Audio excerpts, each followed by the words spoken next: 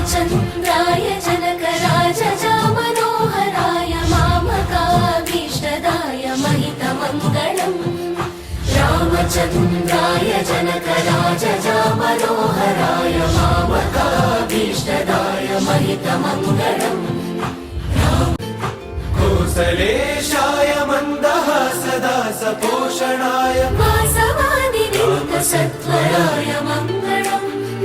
चारुमेघरूपाय चन्दनादिचर्चिताय हारकटकशोभिताय भूरिमङ्गलम्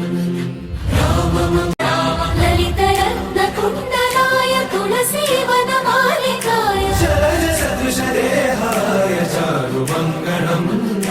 देवकिंसुपुत्राय देवदेवोत्तमाय भावज गुरुवराय भव्यमङ्गलम्